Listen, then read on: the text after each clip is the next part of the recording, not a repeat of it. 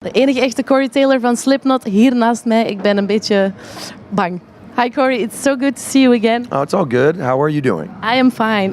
It's your 6th time at Graspop with Slipknot. Yeah. Do you have any special Graspop memories? I love this place. You know, like the cool thing about Graspop is where I got to meet for the first time, like a lot of my heroes, you know, like this was the place where I first met Alice Cooper. This was the place where I first met Ronnie James Dio. I first met Udo Dirk Schneider here. Like, it's just such a great festival. You know, there's so many great bands, so many wonderful fans that, I mean, it's one of those things when we see it on the list, we're like, oh, we're playing Graspop, yes! So we get very, very excited. So did you meet Alice Cooper again today? I tried to, yeah. A friend of mine actually plays guitar in his band, so we got to see them. We got to see them play, but they left like right after, so I didn't get to see him and say hi. But he knows my name, which is crazy, you know. Like that messes with my head. You can exchange like tips about the makeup. And golf, you know, we can exchange some golf tips because I don't play, but he does, you know. Oh, really? Okay. Yeah. You know, you're universally you're praised as one of the best vocalists, and they say you have a range of 5.5 octaves. Yeah, I never kept track, to be honest, and I'm glad somebody did because I didn't know that. You know. Can you show me? No.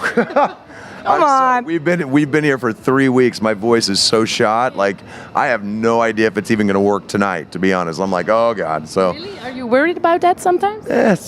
Sometimes. You know, it's when you do like so many shows in a row, it starts to kind of just kind of kick your butt. But hopefully, once it's time, the adrenaline kicks in and you start getting weird. It usually comes back, so we'll see what happens. But there's one man on the bill who can do 6 octaves. Rob Alford. Oh yeah, Rob Alford. No. Oh, Mike Patton. Yeah. Yeah. He's amazing. He's one of my heroes too, man. You know, he's such a great guy.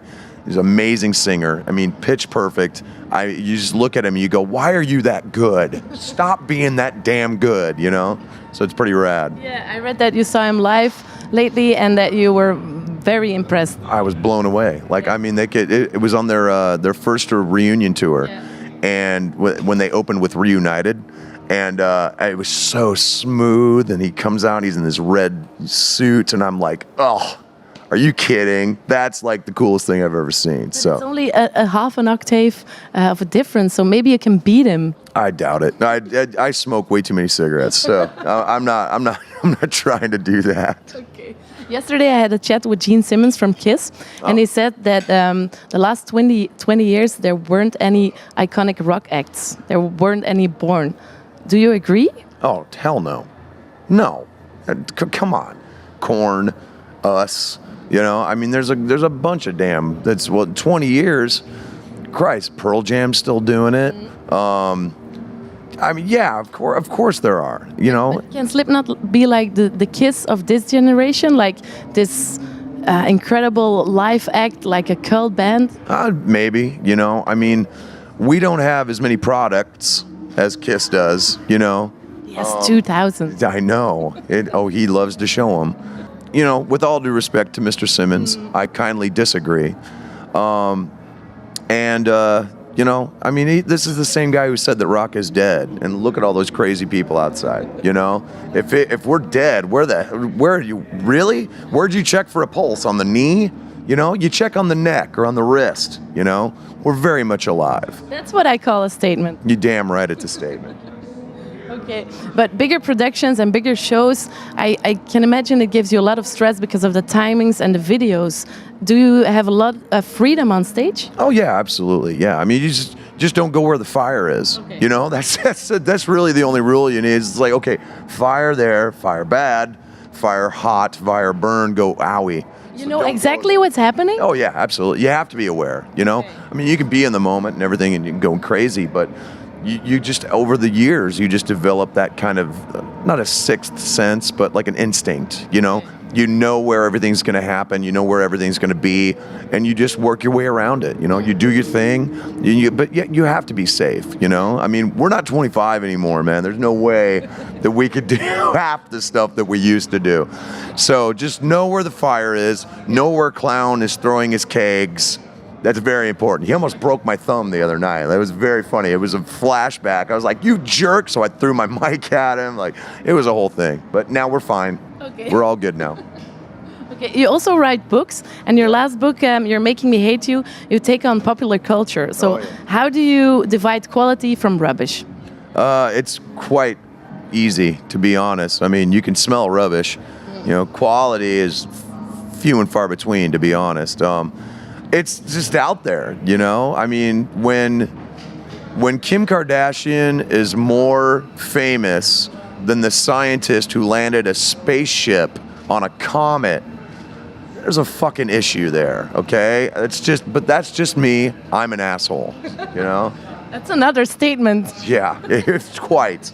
You're a dad yourself. Yeah, I am. Yeah. What would happen if you walk into your daughter or son's room and they're dancing and singing to Justin Bieber? I'd close the door behind me. That's really all you can do, you know? I mean, the thing with my kids is I encourage them to be themselves, you know? And if that's what they're into, fine, that's cool. My son is into weird stuff, man. Like, he's on YouTube all the time. He's looking up, like, all these Japanese, like hip-hop bands that I've never even heard of. And I'm just like, where did you find that? And he's just like, dude, and he can dance. He can really dance. So there's a part of me that's very proud that he can, you know, he's got that skill. And then there's the other part of me that's just like, what the hell are you listening to? Like, I mean, it's just, you know, it's a very dad moment, you know, where you're just kind of like, okay, that's fine. So do they like Slipknot? Yeah, they appreciate it. You know, my son, he loves to come and see us play. He loves some of our songs, like Psychosocial is probably his favorite, and Spit It Out.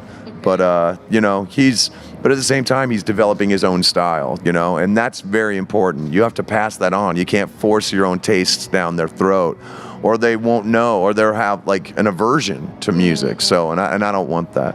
Okay, and what if he wants to be a rocker too?